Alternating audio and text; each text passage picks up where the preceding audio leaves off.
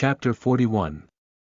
Entering the Dieng Canyon. You are listening at Novel Full. Audio. Inala woke up early in the morning and climbed to the terrace of his house. He stared to the side of the herd's path, observing that they were close to the Dieng Canyon. In an hour or two, we'll be entering it. Thump. Thump. His heart rate gradually accelerated in anxiety. His body was tense as Inala heard the slapping noises of the 44th Empyrean tusk's tail become frequent. The sound was also becoming louder and louder. It was apparent that even Ganala was nervous. The previous night, Inala experimented to see if he could communicate with Ganala. Unfortunately, that turned up as a failure. Only special mammoth clansmen could do that. In Sumatra chronicles, it was stated that only their ancestor could communicate with the Empyrean tusks. Even Risha couldn't do it. Inala thought. If even the protagonist couldn't achieve it, then it probably meant an impossibility. He didn't give up though and looked for a chance. And even though he couldn't communicate with Ganala, he was still able to inform her. To Ganala, he was a bone slip. Meaning, she could access all his information, including his thoughts in real time. Therefore, Inala could ponder stuff based on their route and allow Ganala to become more aware. Throughout the previous night, he talked as much as possible, asking her to focus on him. There was one problem with this. Ganala was growing old. The moment the reincarnates came into existence, she would have accessed their bodies to know what would happen next. She should have been aware of the damage her settlement would face from the first minor crisis. The fact that everything still played out as in Sumatra chronicles raised an alarming conclusion. Even if she knows, she cannot do anything about it. Ganala had grown old. In human terms, she was a granny that had lived past a century.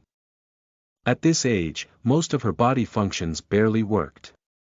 Her memory would be hazy, her body wouldn't cooperate with her mind, and most of all, her condition only continued to deteriorate with the passage of every day. Ganala is the oldest and weakest in the herd now. Based on the Empyrean tusk herd psychology, she has no say in whatever the herd does. All the Empyrean tusks follow the leader that is at the front. He thought in worry. Say. He suddenly spoke, if I were to enter the 43rd settlement, would I be a bone slip to the 43rd Empyrean tusk? If it's possible, please slap gently twice. If it's not possible, slap thrice. Inala was disappointed when there came 3 slaps. It means I'm only Ganala's bone slip because I'm part of her immune system. That makes sense. I'll be treated as an outsider by the other Empyrean tusks. This meant he couldn't use his information to alert the other Empyrean tusks. He was a student. Therefore, he didn't even have the qualification to talk with Bora Tusk, not to mention the leaders of other settlements. And even if he found an opportunity, he would only be treated as a madman. Or worst, he'll be chucked into a pranic beast's mouth. That was the fate of death row students, after all. He would only be considered desperate to live on and hence uttered whatever he wanted to remain alive. Without enough strength on the level of a leader, his words wouldn't be treated with importance. That was how the Mammoth clan functioned. Inala didn't plan to visit the academy today, for it would be dangerous. He stared ahead and observed the Empyrean tusks at the front of the herd enter the Dieng Canyon. It's starting. He returned home and looked around, nodding upon seeing the barricades holding up well. He used the mud vipers to shoot mud balls at the windows, sealing them all. All that was left was the main door. Once he barricaded it, he'll be able to get some rest. Dieng Canyon was a special place, spanning tens of thousands of kilometers. It would take the Empyrean tusk herd anywhere from 6 months to 10 years to go through it, depending on the route they take. Dieng Canyon was a hotspot where rivers from all over Sumatra converged. There existed a sinkhole at its center where all the river water was sucked inside. It wasn't mentioned in Sumatra chronicles as to where the sucked water would be ejected. But it seemed to be somewhere so far away that it never came into picture until the end of the book. Due to the convergence of rivers, all sorts of pranic beasts and cultivators traveled through Dian Canyon. Things remained chaotic in this region, primarily because of one pranic beast race that behaved as both bandits and pirates. The Zinger. Reaching a height of 3 meters on average, it was a creature resembling a monkey. Trailing from its arm to leg was an elastic membrane similar to a flying squirrel. Thanks to this, a Zinger was able to glide through the air. It was explicitly stated in Sumatra chronicles that there existed no race in Sumatra that could fly, whether it be cultivators or pranic beasts. There were no birds. Zingers came close to that term, only because they could glide in the air. But at the end of the day, they were pretty much mammalian in nature. Unlike a monkey, Zingers sported sharp claws like a bird's, allowing them to perch on any surface. But they had 5 fingers like a human. A Zinger could move both like a bipedal creature and a 4-legged creature. Unlike the hunch monkeys had when moving on 2 limbs, Zingers moved like humans.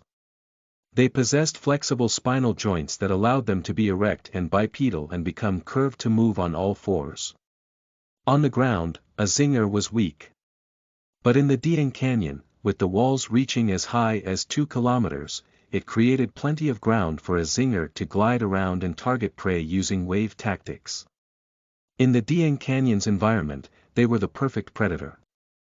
And, I'll never fight them. The moment the herd enters the canyon, the Zingers would systematically target them. There was no guarantee he wouldn't be killed by one of them. That was why he intended to hole up for the remaining 11 months. Moreover, to buy any necessities, he'll use the grooves and enter the Empyrean tusk's interior and employ the bone channels there to move around. Thankfully, Zingers were creatures of the day and didn't have night vision. Hence, Inala could move about peacefully at night. It was why Greyhaw too asked him to come after dinner time. Just as he faced his mud viper at the entrance, intending to seal it using hardened mud, there was a knock on the door. Who is knocking now? Confused, he carefully opened the door, peeking out slightly as a foreboding sensation welled up in his being, observing the person, Instructor Mandu. What are you doing here? I told your performance to the instructors yesterday. They wish to showcase your ability to the students today to motivate them to work harder. Instructor Mandu smiled. Fuck. Inala despaired. Chapter 42. Temporary Instructor. You are listening at novelfull.audio. Instructor, I was training and forgot the passage of time, Inala smiled wryly. That's great, I commend you for that. Instructor Mandu nodded in praise, but unless you have a valid reason, you shouldn't skip classes, alright. After a third of the students died, we need as many there as possible. Instructor Mandu said, besides, I'm not asking you to demonstrate for free. He grinned, you'll be paid 100 paruta, since you'll be acting as a temporary instructor for an hour.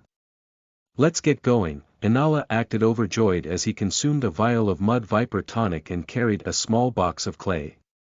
Instructor Mandu wasn't someone that took no for an answer. Moreover, he was the middleman that brought elites from other settlements to Inala's house for the portraits. As the instructor in charge of teaching him, all communications meant for Inala had to be passed through him. Even if someone from their settlement wished to commission Inala, it had to be through Instructor Mandu. Therefore, he was one person that Inala couldn't afford to get on the bad side of, otherwise, he might do something to reduce my customers. That was why Inala changed his tune, despite his unwillingness. He put on an enthusiastic act to ensure he remained in Instructor Mandu's good grace. Moreover, it would have been normal if Inala was informed of the task assigned to him after he arrived at the academy. And if he dared be absent, despite being unaware, he would still be punished. But Instructor Mandu took the initiative to inform him by coming to his house. That meant a lot. Moreover, the elites were aware they were entering the Dian Canyon. That meant Instructor Mandu also acted as Inala's bodyguard, ensuring his safety. That wasn't all. Even if Inala temporarily acted as an instructor, as his task entailed, there was no need to pay him. It could just be worded as a discussion session among the students. But it was obvious that Instructor Mando fought on his behalf so that he received a pay of 100 paruta. That was his show of goodwill. Instructor Mando favored hard workers immensely. Since he saw Inala doing his best despite being a death row student, he intended to encourage the latter. That was why Inala put on his best behavior. He was internally nervous but acted calm and collected. This would be informed in classes. But since you'll temporarily be treated as an instructor, I'll tell you this in advance. Instructor Mando spoke in seriousness. Half the herd has already entered the Dieng Canyon. We'll follow along shortly after. I'll do my best to protect you, but just be mentally prepared to be attacked by the Zingers. Don't be shocked by their attacks and end up losing all your accumulated prana. He warned. Thank you, instructor. Inala bowed in response before flashing a confident grin. I won't disappoint you. Good. That's the spirit. Instructor Mando nodded in praise. Soon, the duo arrived at the training grounds in the Academy of Refinement. The students were gradually assembling there.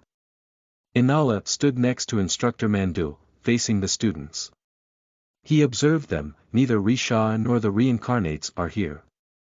As I expected. He wasn't aware that Blola had already left the settlement. Once all the students arrived, Instructor Mando gave a short speech. Now, we have among us the death row student, Inala. He has shown exemplary performance at the fair yesterday. Today, he'll display his carving skills. Everyone. Instructor Mando's booming voice resounded. Controlling 4 spirit weapons with such precision needs exceptional capability. Even we instructors pale in comparison to Inala's delicate control. Hence, he'll be teaching you as a temporary instructor. After Inala bowed towards the instructors that were stationed all over the academy to protect the students, he addressed, I'll just demonstrate my skills first for everyone to see. I'll then begin my explanation to train as I do. Inala had just taken out the clay when he noticed a shadow moving across the training ground. He stared up and saw a creature gliding across the sky. Fuck. Already. Calmly gliding 100 meters above the settlement was a Zinger. It didn't attack them but instead seemed to be observing the layout. It was a Zinger scout. At the sight of it, Instructor Mando snapped his finger. A bone spear, his spirit weapon, that was kept rest on the wall nearby flew out. It spun rapidly, causing a whirring sound as it flew at speed surpassing 100 meters per second and stabbed the Zinger's neck. Crook. The Zinger coughed out blood as its neck had been pierced. But before it could react, the spear lodged in its flesh began to rotate once again, shredding the muscles as it punctured to the other side. The bone spear made a U-turn and pierced its wings, destroying its gliding capabilities. The Zinger wasn't even able to utter a cry as its throat had been shredded apart. As it fell, the bone spear poked a few more holes in its body. In the end, the spear skewered its heart and gently brought it to the ground. Instructor Mando calmly retracted his bone spear and commented, a Zinger scout. The best way to fight it is to crush its throat first. As long as it cannot shriek and alert its brethren, we can avoid a fight. Zinger scouts are capable of transmitting a vast sum of information through a single shriek. So, always be on the lookout for them. Instructor Mando explained a bit about the Zingers and then motioned for Inala to continue his class. After Inala's class, we'll dissect a Zinger and learn more about its body. Inala began his class as from time to time, one of the instructors would kill a Zinger scout. Every time this happened, he became more nervous. The interval between the arrival of every scout is shrinking. While addressing the students, he casually looked beyond, noticing massive cliff walls come into view. We're entering the Zinger territory now. He wished to do nothing else but complete the class and return to the safety of his home. And that's how you do it. I'm training different parts of my brain. For basics, he drew a circle with his left hand and a square with his right. Just do this for 10 minutes. If you can do 40 sets without jumbling the square and circle, you can proceed to the next step. As the students followed his words, Inala silently observed his surroundings, nervous, able to feel his legs going weak. Monkey-like screeches, hisses, and other varieties echoed. The sounds only grew abundant over time. It was apparent that even the students were unable to concentrate. After all, this was the first time they ever heard pranic beast sounds above them. From today onwards, these sounds will accompany us. Inala braced himself for impact. Chapter 43. Official entry. You are listening at novelfull.audio.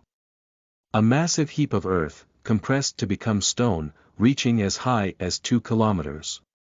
Its peak and base were more or less similar in breadth, like a pillar, but mountainous in size.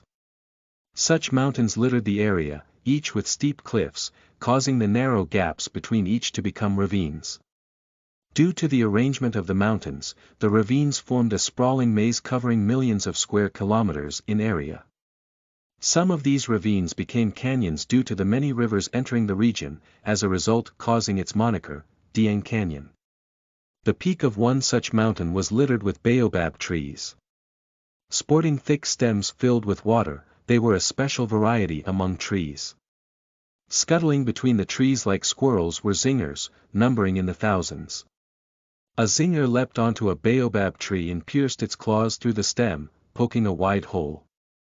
It opened its mouth and galloped the water that gushed out. Once it had its fill, prana gushed to its palms and condensed an egg-like sphere that it used to cork the hole. Many zingers did the same, drinking water from the trees and corking the poked holes following that. Usually, a zinger didn't use a hole created by another zinger, usually. But because of their high death rate, once the zinger dies, its imprint on the egg-shaped cork vanishes. And when that happens, another zinger makes an imprint on it and uses it to satisfy its thirst. Kakik. Kakaka. A horde of zingers let out various cries as they rushed towards the edge of the mountain and crawled towards the cliff walls. Strong winds were blowing through the ravine, fluttering the fur that covered their bodies. One such zinger was slightly more developed than the rest of its brethren. Its eyes glistened with sentience as it hung on the cliff. The claws in its legs lodged into the cliff walls, anchoring itself to the place. Its left hand held the dangling roots of a baobab tree while it placed its right hand over its eyes, like an umbrella, mimicking humans when they wished to observe things afar. This ravine spanned a width of 5 kilometers, one of the widest in the Dieng Canyon, forming one of the major roads of entry into the region, frequented by many, especially Empyrean tusk herds. And currently, one such herd entered. As the majestic Empyrean tusks walked into the ravine, they slowed down. The Empyrean tusk at the very front, the leader of the herd stopped, observing the tens of thousands of zingers waiting on the cliff walls. It raised its trunk high up in the air, seemingly sucking in the air. Even though it was only inhaling slowly, the direction of wind in the ravine changed. Keek. A group of zingers close by shrieked in fluster as lumps of rock in the cliff wall broke around the locations their claws were lodged in. They were being pulled in by the suction force. The zingers hurriedly bit onto the baobab tree roots while their claws repeatedly dug into the cliff walls, barely staying rooted. Some feeble ones were unfortunately sucked into the trunk. The Empyrean tusk soon finished inhaling as its eyes shot to the side and glared at the cliff walls covered by zingers. Its trunk calmly faced in the direction where the zingers were the most concentrated and unleashed a powerful trumpet, exhaling all the air to further escalate its might. Kararth Rah Leia. Shockwaves blasted throughout the ravine, echoing off the cliff walls as a thick layer of compressed air, visible to the naked eye, blasted for hundreds of kilometers. Key. The zingers shrieked as their eardrums ruptured from the shockwaves. Large pieces of the cliff walls collapsed as the bodies of the zingers and any other pranic beast within a 10-kilometer vicinity of the Empyrean tusk were smashed into pulp. The ones further back lost consciousness. Their grips loosened in response as they fell from their spots on the cliff, making a beeline towards the ground.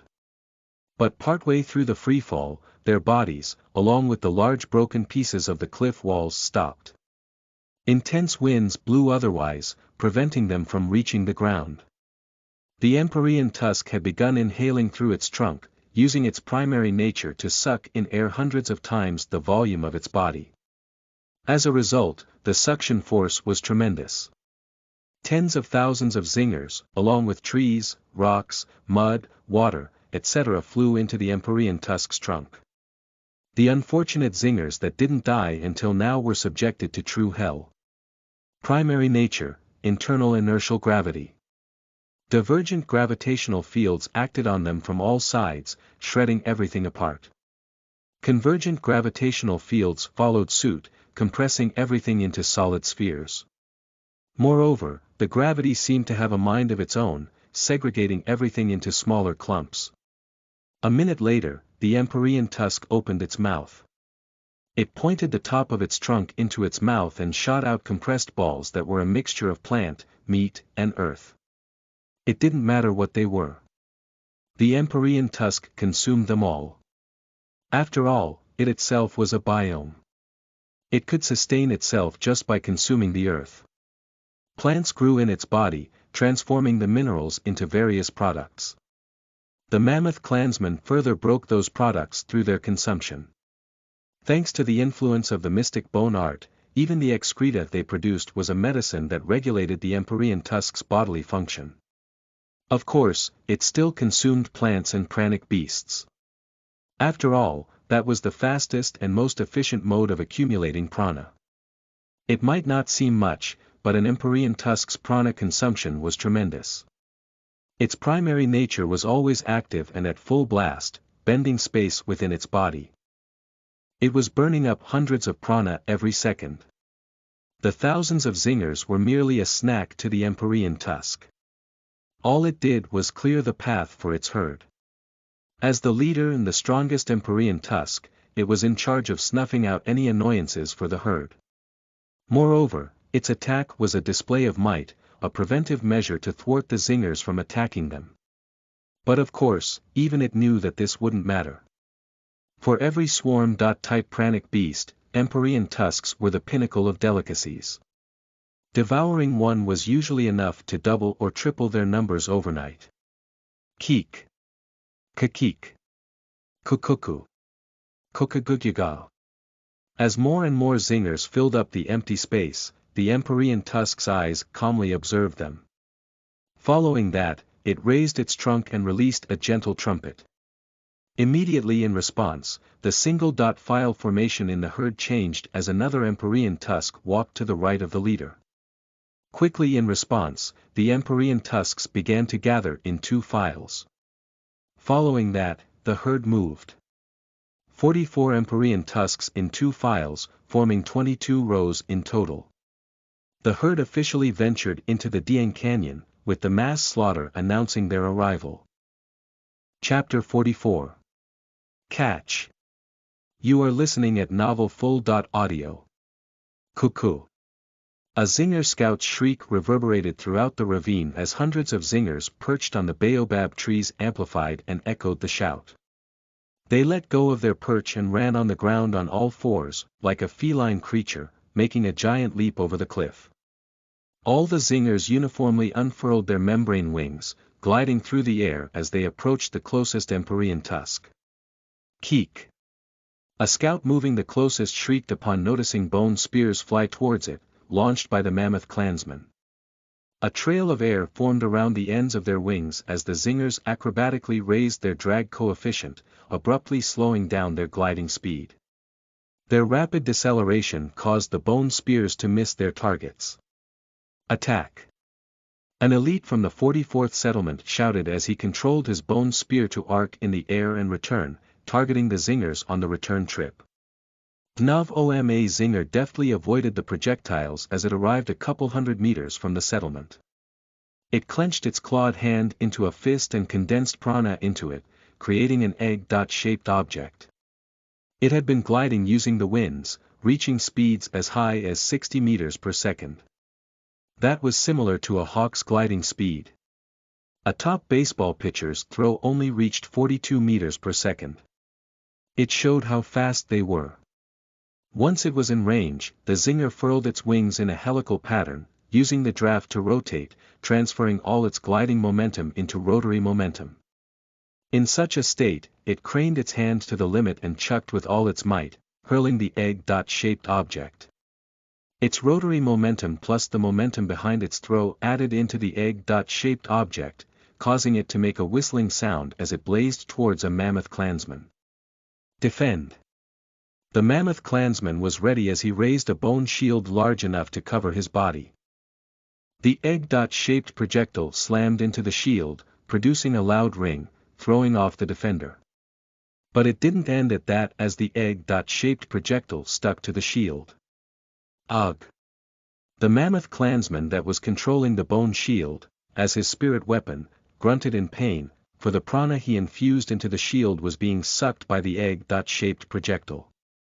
Primary nature, prana bomb. The egg-shaped object had the property to absorb prana from the target they latch onto.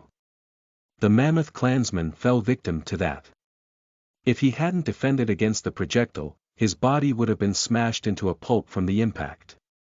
But if he defended against it, his prana would be absorbed. Moreover, the absorption rate was rapid. In a couple of seconds, he lost 10 prana. Such a loss caused him significant strain, as if all the air was knocked out of him. It would take him a couple of seconds to regain his bearing. But before that, 2 more prana bombs slammed into his shield, the impact sending him flying into a wall. After it had hurled 3 prana bombs, the Zinger raised its angle of elevation, using the wind to glide higher, raising its altitude to a range beyond the reach of the bone spears. While doing so, it retracted its prana bombs. Not only was a prana bomb an item it created out of prana, but it was also its spirit weapon. As a result, it could control them through psychokinesis.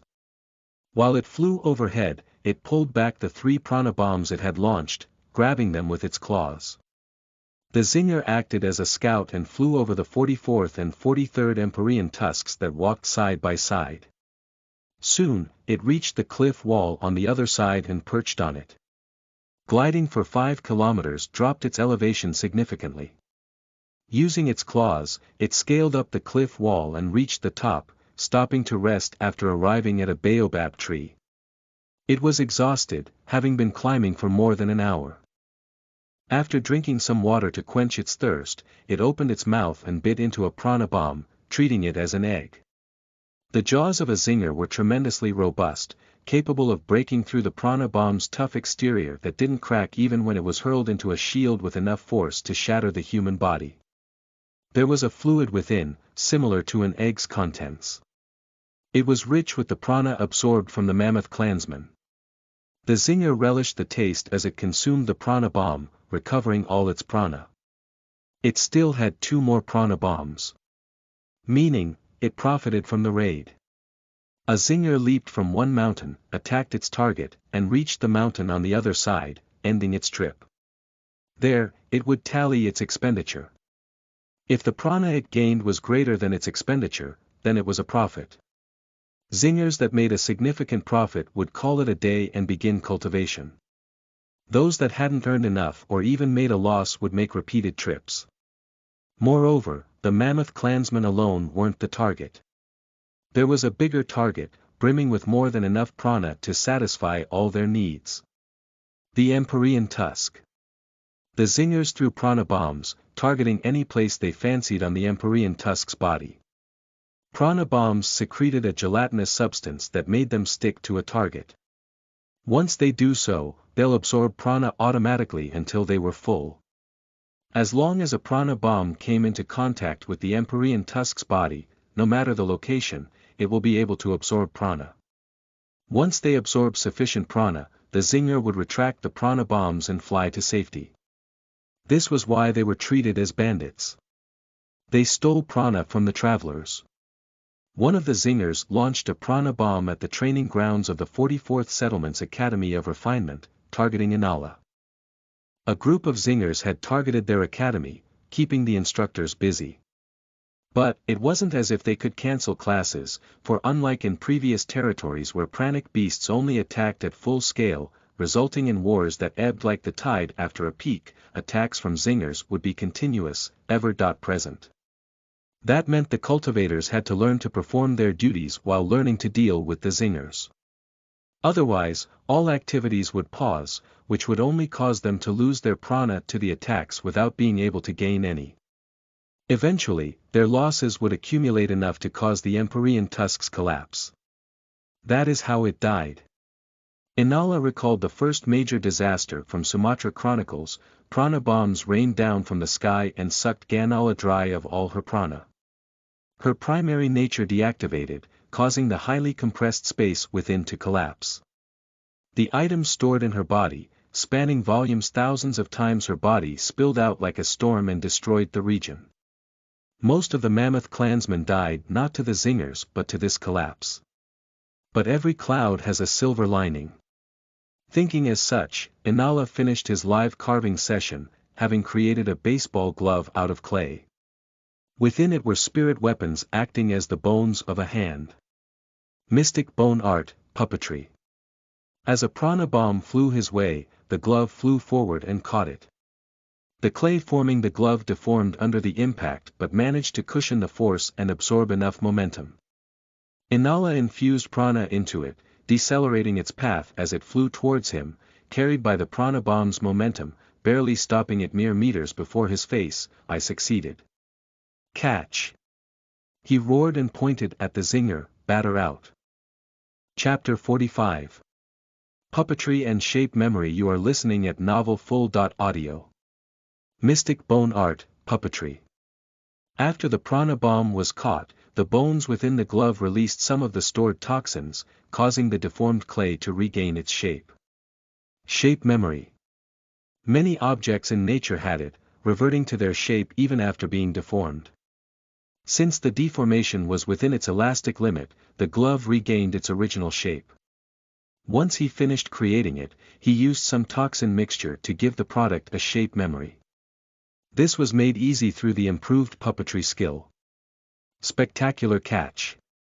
Instructor Mandu was all smiles upon witnessing Inala's display of the puppetry skill.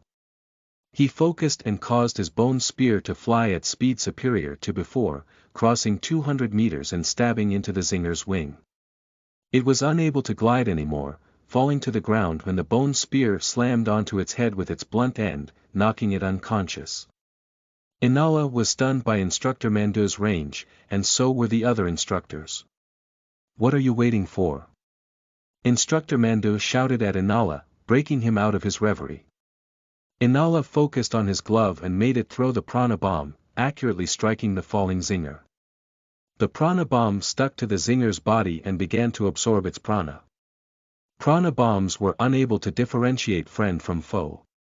Their prana absorption didn't function only in the hands and jaws of the zinger due to the gelatinous substance it secreted that countered the absorption. Anywhere else and even the zinger that created the prana bomb was fair game. By the time it fell to the ground, the prana bomb absorbed all its prana. Using the glove, Inala tugged the prana bomb. Since it was full with prana, the prana bomb fell off on its own. As the glove was covered by a layer of clay, the prana bomb failed to come into contact with the prana that was being supplied to the bones within. That was how he prevented his prana from being absorbed. Inala's goal was the zinger queen. During his daydreaming sessions worth 6 years, he had obviously dreamed about zingers the most. It was due to their aerial acrobatics and the hit-and-run tactics they employed, which perfectly fell in line with his nature. If there was one pranic beast in Sumatra that he knew everything about, it was the zinger. Therefore, he knew how to best counter their prana bombs. The glove carried the prana bomb into a nearby room and placed it over a layer of mud. This insulation prevented it from absorbing prana in the building. All buildings in the settlement were merely an extension of the Empyrean Tusk's body, exoskeleton. Therefore, prana flowed in them. It would be dangerous to leave prana bombs uninsulated. Thankfully, the one they stored was already full of prana, so it couldn't absorb any more. These prana bombs would serve as their reserve of prana, allowing them to fight the non-stop battles that would occur daily from here on. Moreover, This was the only way to steal prana from the zingers and recoup their losses as much as possible. Instructor. Inala muttered, staring at Instructor Mandu in shock. There were obvious limits as to the range a spirit weapon could be wielded at. There existed two ranges. Effective range and maximum range. Effective range was where they could unleash their full potential in controlling the spirit weapon. Beyond that, the prana consumption would increase while the spirit weapon's speed and accuracy plummeted. For a cultivator at the spirit stage, the effective range was 40 meters while the maximum range was 60 meters.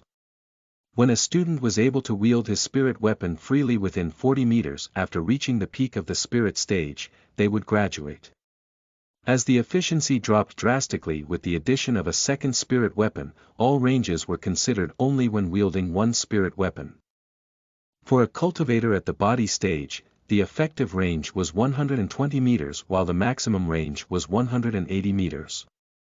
If they by mistake send their spirit weapon beyond the maximum range, the weapon would simply collapse to the ground. The majority of the cultivators in the settlement were elites. Therefore, maintaining a distance of 200 meters was enough for the zingers to target freely. It was why they launched their attacks from such a distance. And once the elites endured the blow from the projectile and struggled to cope with their prana being sucked out, the zingers would enter their range, retract the prana bombs and go beyond 200 meters once again. Thereby, they avoided death. Instructor Mandu's spirit weapon surpassed 200 meters while targeting the zinger just now.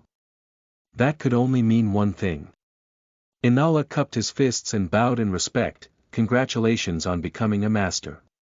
Congratulations on becoming a master. The other instructors too offered their congratulations. It was a joyous occasion to greet the birth of a master. After all, the addition of every master strengthened their settlement's defense and stability. Thank you, everyone. Let's not distract ourselves and continue with the class.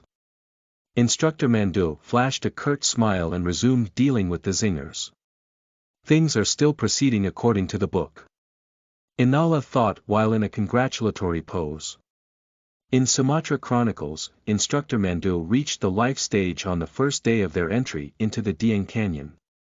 Inala, continue with the classes. Instructor Mandu patted Inala on the shoulder. I'll nudge you whenever a zinger is targeting us. Use your skill to catch their prana bombs. On it. Inala nodded, feeling relieved upon seeing the expression of praise on Instructor Mandu's face. It was because of Inala's display of the puppetry skill. This was what he used in Inala's comedy troupe. Instructor Mandu later learned that the skill had been upgraded by a master. And upon seeing its effectiveness in combat, his opinion of Inala reached a new height. The puppetry skill has been geared to be effective against zingers. Spectacular. Only a master has such foresight. Since they were about to enter the zingers' territory, when a master chanced upon Inala's puppetry skill, they saw the ingenuity in the skill and upgraded it, intending to counter the zingers. That was Instructor Mandu's line of thought. It was far from reality, but Inala had no intention to correct him. It's good that he's seeing me in a positive light. Inala eventually concluded his class, having caught more than 20 prana bombs. For his lecture, he received 100 paruta fruits. And for his contribution to the fight, he received 2 prana bombs that were full of prana. Amazing. Inala returned to his spot at the death row, at the back of the class, controlling his giddiness as he stared at the 2 prana bombs. Each of them contains 100 prana. They'll come in handy during emergencies. But, I shouldn't let this victory get to my head. We have only entered the Dieng Canyon. All I've faced are basic zingers that are at the beginner iron grade.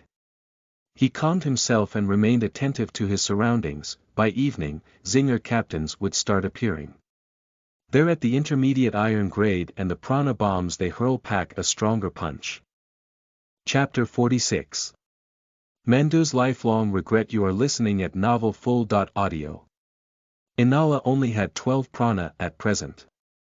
The previous day, he had 20. But to fool Risha, he blew up 8 spirit containers, causing him to lose 8 prana. His control was improving day by day thanks to his practice with the spirit reinforcement skill. But it would still take him time to catch a prana bomb thrown by a Zinger captain. That would only be possible once he reached the peak of the spirit stage. But that didn't mean he didn't have other means. Puppetry skill allows dexterous control of a complex arrangement of spirit weapons. With that, I don't need to face the prana bombs head-on but can deflect them. The glove would catch the prana bomb anyway. Moreover, this would happen many meters away from Inala. That meant he had a window anywhere from 0.1 to 1 second, depending on the distance to react. By making the glove move at an angle, he could divert the projectile path of the prana bomb. As long as he diverts it by a meter, he would avoid an impact to his being. Inala intended to reach such a level of skill. It seems I cannot avoid classes thanks to Instructor Mandu. Might as well use his good grace and train under his protection. He intended to stick close to Instructor Mandu for the purpose. Besides, he reached the life stage. I can obtain some valuable information regarding it from him. Only information regarding the spirit stage and the early phase of the body stage were taught in class. Information about the life stage was only available to elites that crept towards the peak of the body stage. Too many things beyond one's control would happen in Sumatra continent. Therefore, at the first sign of a variable, one would have to alert their plans accordingly. Inala had been repeating this statement to follow it by heart. And now, it was effective, seeing how he didn't even waste any time thinking about having to scrape his original plans. Rather, his brain began to think up new schemes naturally. My mental training is working. My mind is acclimating to this world. Seated at the back of the class, Inala listened to the lecture while controlling his glove. Whenever a prana bomb came in range, he caught them. When the Zinger scouts observed his actions, they avoided the area. But that was only temporary. On every mountain lived a Zinger colony. As the Empyrean Tusk moved and walked past a new mountain, the Zinger colony there raided it. So, every time this happened, a group of Zinger scouts would attack the academy. That also meant there would be short intervals free of attacks, which was when Inala took a breather. Eventually, it was evening time as classes had ended. I somehow survived through that. Inala sighed in relief. Not a single student had died to the Zingers, thanks to the protection of the instructors. But there was no guarantee of it all the time. And that uncertainty was what gave him the lussies. Inala, you need to be prepared. Instructor Mandu approached him right as he was about to leave. He brought Inala to a corner and whispered, "In 2 days, you'll be visiting the 43rd settlement. Their leader wishes to see you and told you to prepare something called an imagination art." "What is this imagination art?" he asked in curiosity. "It's an advanced version of the portraits I make," Inala said, purposefully expressing pride. "They are useful to train our emotions." "Does it work?" Instructor Mandu pondered. He wasn't the type to believe something unless provided with solid proof. "We'll know in 2 days. I boasted about it to one of the 43rd settlement chief's daughters. I'm sure this summons is to test the veracity of my claim." Inala nodded. "Work hard to succeed," Instructor Mandu patted him in seriousness. "Succeed and become valuable to our clan. That way, you'll have a future. If only you didn't have the fragment disease." He trailed off and walked away, muttering softly, "Your talents would have granted you a solid future. At least better than mine." His last statement held his regret. Inala silently stared at the retreating figure of Instructor Mandu. Mandu, an unfortunate character. When he was a student, Mandu slacked off during training. He hailed from a decently well-off family. His parents were well-known elites and possessed enough power to take up important tasks in the clan. He never felt a strong drive to improve himself. As a result, when he graduated, the clan's evaluation of his potential was merely C. grade. The task of the instructors in the academy wasn't limited to teaching the students. But from the age of 10 when a student entered the academy to when they graduated, the instructors would evaluate them on many criteria. Resourcefulness, survivability, desire for survival, and finally, potential contribution to the Mammoth clan. The last factor was the most important of them all. Over the course of 5 years in the academy, the student would be evaluated. The instructors would pile up all the data and present it to the settlement leader and the council of masters. The masters would grade the students from D to A. A D.grade student would receive a beginner iron grade pranic beast egg to fuse with. Intermediate iron grade egg for C.grade students, advanced iron grade egg for B.grade students, and finally, expert iron grade egg for A.grade students. Ednel.co The settlement leader would be the one that decided the type of pranic beast a student would get in their grade. And finally, if there turns up a genius student with a frightening potential in terms of clan contribution, the settlement leader would up the student's grade from A to S. An S.grade student would receive a beginner silver grade pranic beast egg. A mammoth clansman that had fused with a silver grade pranic beast would become a master. It was not to mention the sheer increase in lifespan a silver grade pranic beast granted, allowing masters to live for many centuries. Mando was granted an intermediate iron grade pranic beast. It implied that the clan had no expectations of him. The fact that instructor Mando became a master was a show of his sheer talent. He realized his talent on the day he became an elite, regretting his decision tremendously. Had he done his best, he would have become an S.grade student. Instead of a weak master, he would have been a true powerhouse and supported his clan better. That was his regret and the reason he constantly urged the students to work their hardest. But during the first major disaster, that regret would only envelop him fully, causing instructor Mando to curse himself non-stop as everyone dear to him dies. Chapter 47. Inala cries. You are listening at novelfull.audio. Having finished dinner, Inala inspected the stock of food in his storeroom. There's enough for a week. I can't waste any more money on this since they would get spoilt. He intended to constantly consume and replenish the stock to avoid the contents from going bad. Just before he was about to leave, Inala carefully buried the storage lantern in a vacant cavity. Since his house was located at the edge of the settlement, the floor here wasn't flat or even. It was also very porous. There was a large pore at a corner where the slope curved, creating a space where the storage lantern could be placed safely. He covered the entrance with a mattress and placed a table on it. Even if a zinger raids my house, it would leave after wiping my storeroom clean. It wouldn't bother to turn this place upside down. He was paranoid because the nature of a zinger was similar to a monkey. You just couldn't guarantee their behavior. Hence, he was taking so many steps to safeguard his treasure. The food in the storeroom was a ration if he were to hold himself in his house in the case of a strong zinger horde attack. The food also doubled as bait to distract the zingers that enter his house. As they perform hit-and-run tactics, the zingers would hurriedly loot the food and fly away. They weren't good at direct combat. As long as they obtain enough food, they'll be satisfied and wouldn't thrash my house. Thinking as such, he looked around the house. The place wasn't clean. There was dust covering the floor and objects, as if no one lived there. At first glance, the house seemed abandoned, the characteristic he wished to maintain. Only then would the zinger queen's egg be laid at such a location. That's why he worked hard to erase all traces of himself from the house. Relieved upon seeing his work paying off, he closed the door gently and slipped into the night.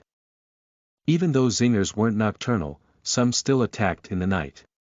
The zinger community was pretty developed with a strict social hierarchy. Oftentimes, there were zingers banished from their colony. Such zingers would be deprived of food and would rapidly attack during the night. Best to be cautious. He pushed his trolley and dashed to the channel entrance 40 meters away, calming his thumping heart once he was safe inside. He then traveled through the route told by Greha, soon exiting a channel. He stared in surprise, seeing the door to Greyha's house positioned 2 meters from the channel entrance. Damn. He's prepared. In the likelihood of his house getting raided by the Zingers, Greyha would be able to quickly run into the safety of the channel. Due to their nature, the Zingers wouldn't be entering such narrow spaces, allowing him to survive. He too is doing everything to survive in this world. Inala knocked on the door, watching it open immediately. No one noticed your arrival, right? Greyha peeked out and looked around.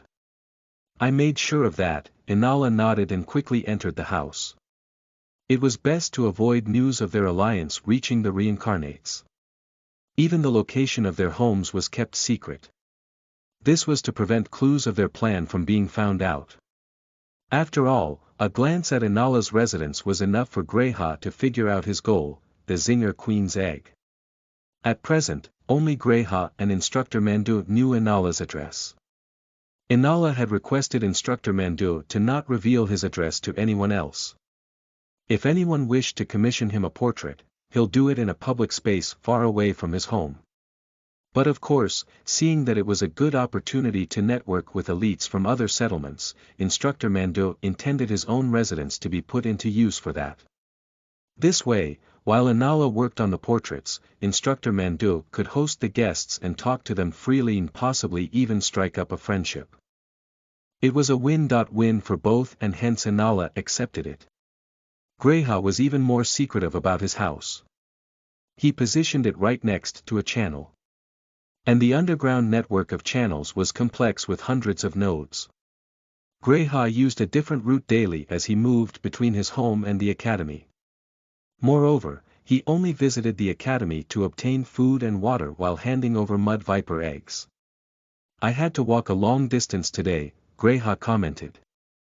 Cages filled the living room from top to bottom, all furnished by the clan.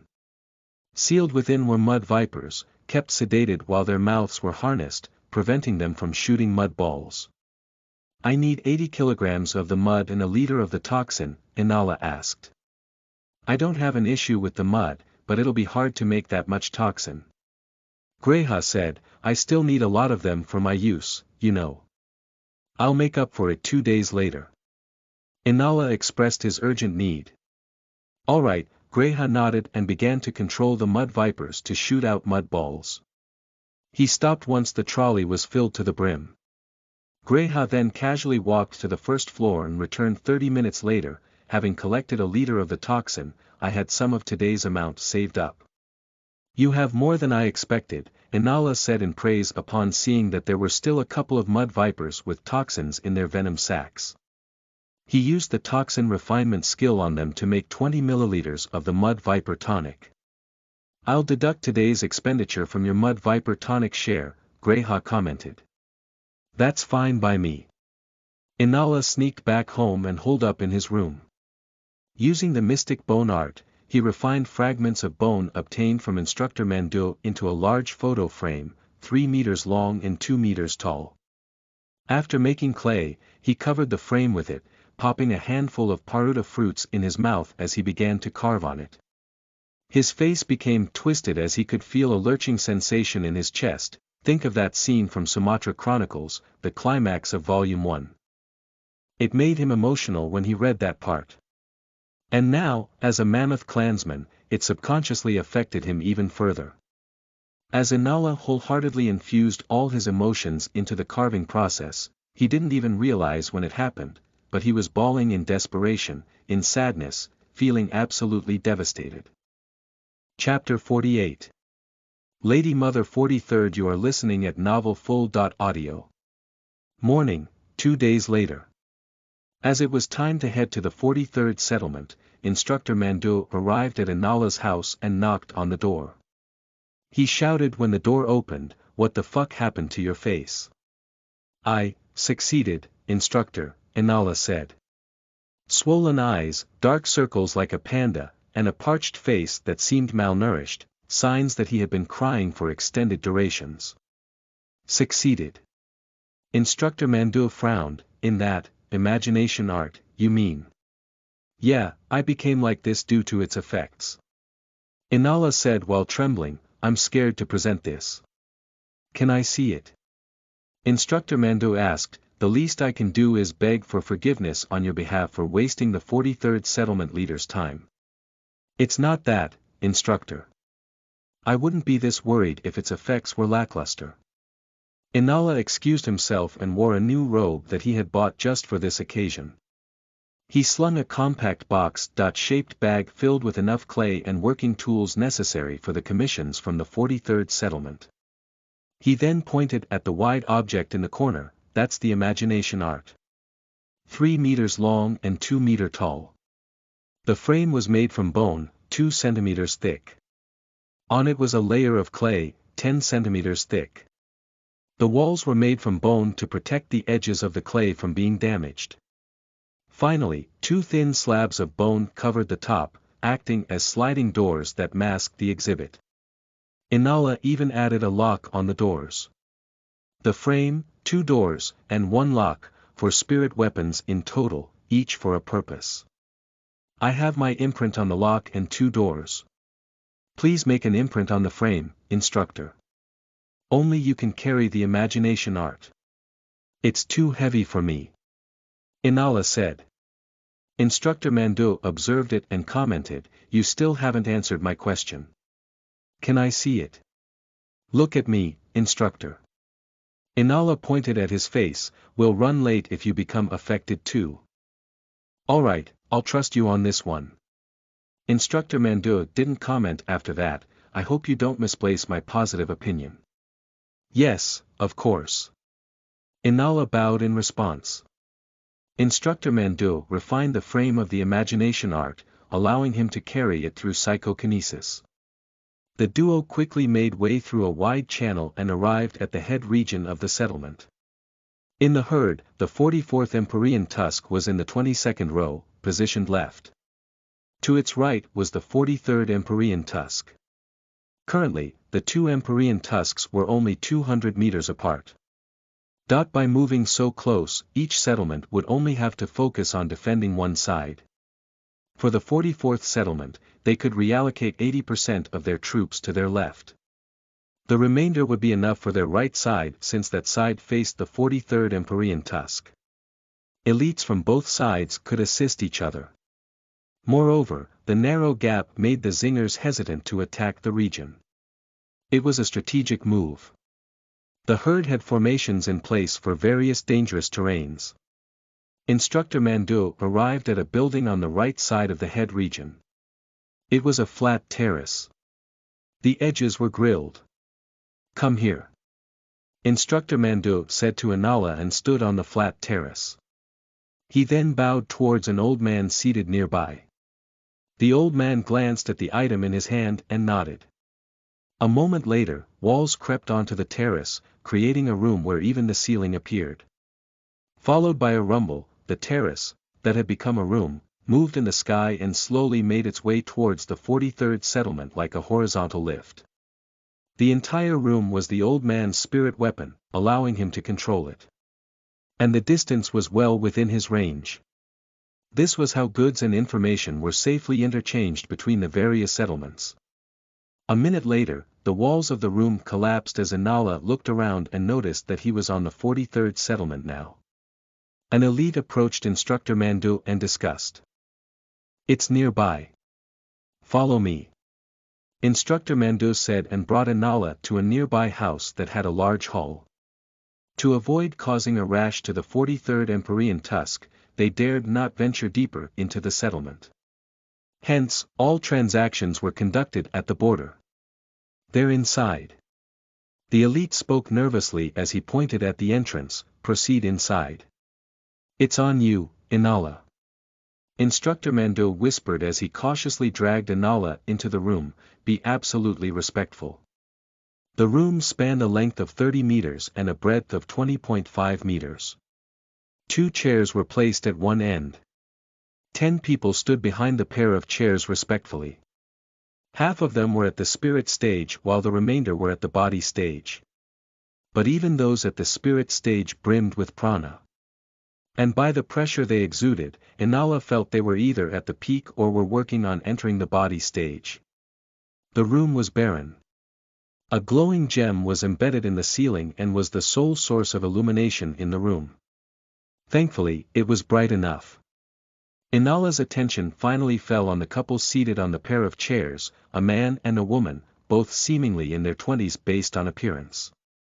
But the suffocating stench of blood emanating from them said otherwise. They have killed enough for their auras to become tangible and paint a mental image of blood and slaughter. Inala prostrated on the floor, I greet the 43rd settlement leader and Lady Mother. The settlement leader was generally the oldest and strongest in the settlement, hence his title. His wife would bear the title of Lady Mother. After all, if she was alive long enough whole being the settlement leader's wife, not only would she be a master and wield significant strength, but would have also given birth to dozens of children that stood above their peers.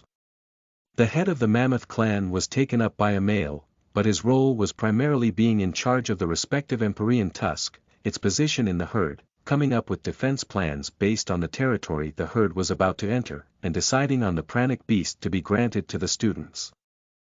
The actual one in power was the Lady Mother, in charge of all logistics, from wealth and resource allocation to even job postings of the elites. Even the housing of an elite and even a master was decided by her. Moreover, as Mammoth clansmen children were generally groomed to revere their mothers and spend most of their childhood with her, barely meeting their fathers, all mothers had an iron grip on their children and were gung-ho about their developmental affairs. And as the mother that had birthed geniuses and nurtured them to become pillars of the clan, she was behind raising the core strength that safeguarded the sovereignty of the settlement. Hence, the title Lady Mother. You have brought about beneficial changes in my daughter. Right as Inala prostrated on the floor, a gentle voice resounded. But the sound was only gentle to hear. In reality, Inala felt all strength leaving his body, unable to even nod, forced to passively hear whatever the Lady Mother had to say. It seemed interesting. So, I summoned you here. Now, why don't we discuss your findings? Chapter 49. Imagination Art, Defeat. You are listening at novelfull.audio. Lady Mother of the 43rd Settlement, Sahela. She's a troublesome woman. Inala thought.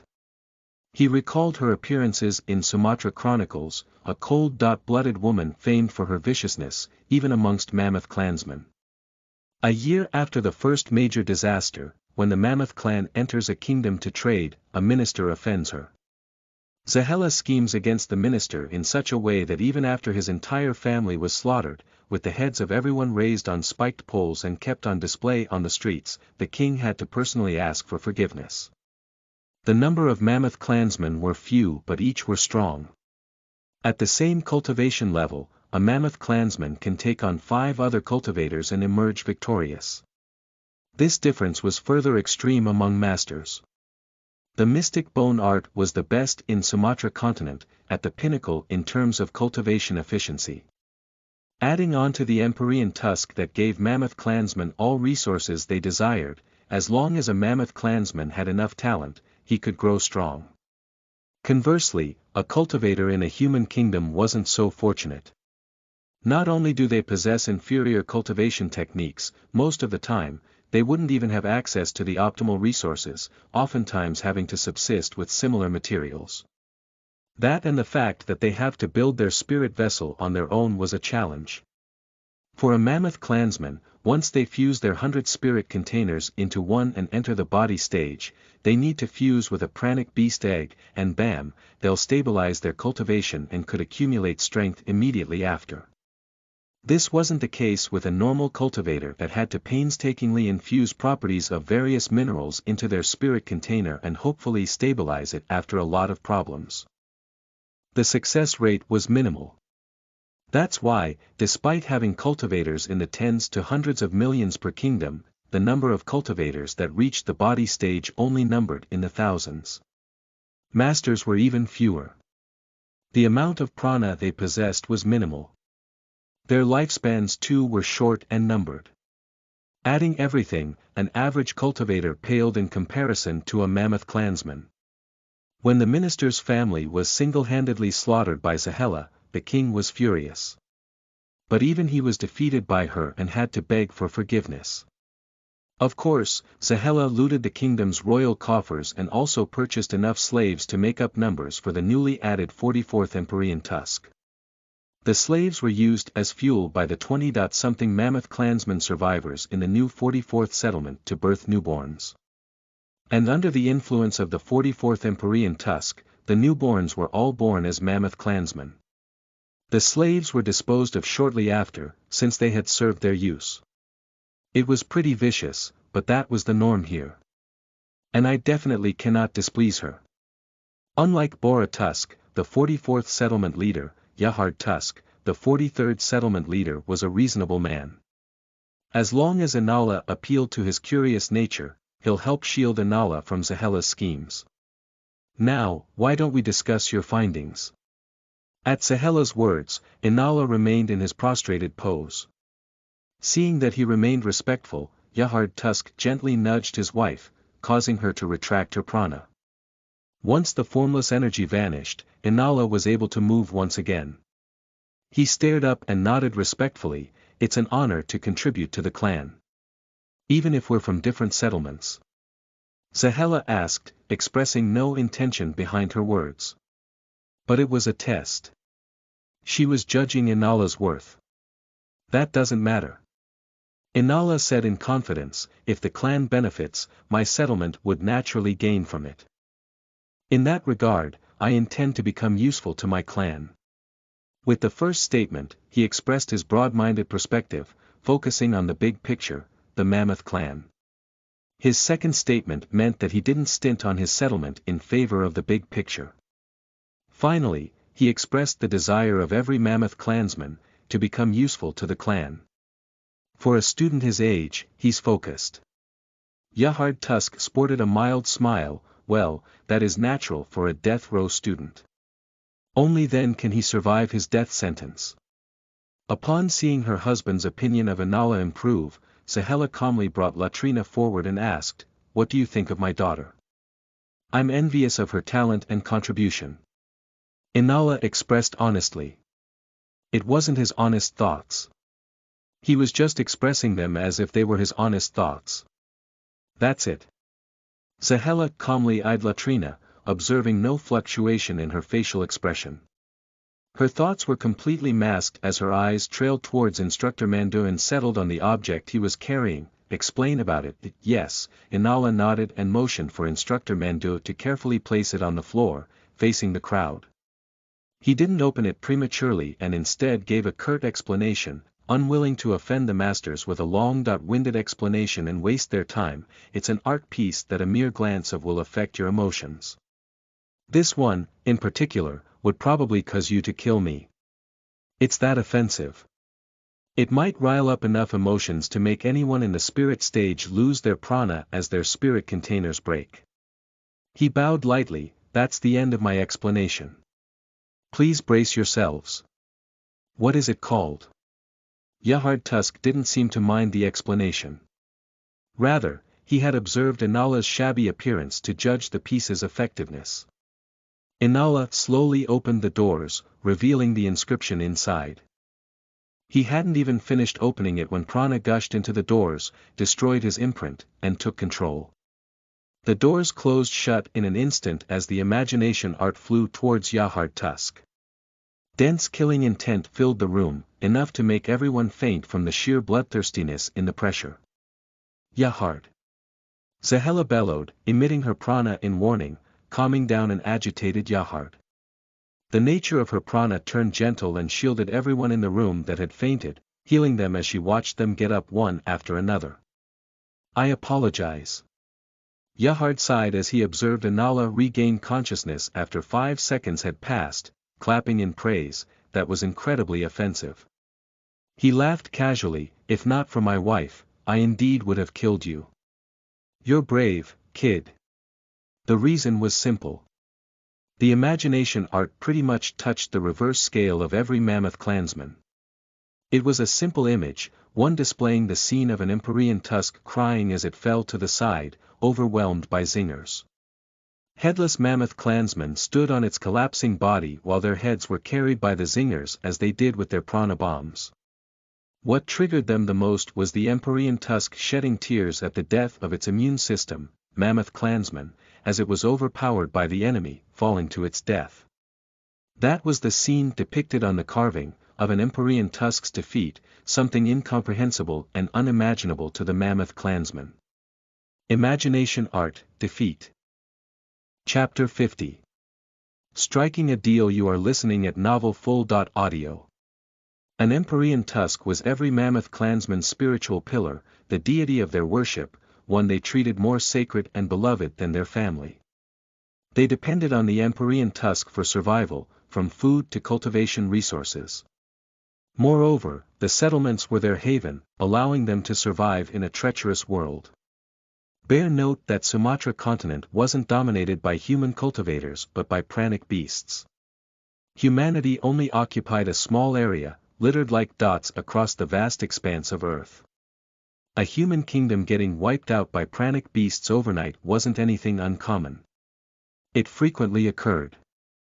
The survivors fled the region and gave enough births to hopefully offset the damage with numbers and erect a piece of land for themselves once again.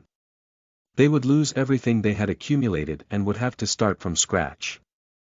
Lacking basic necessities to live, the climate unforgiving, their previous cultivation techniques rendered redundant by the lack of necessary resources, etc.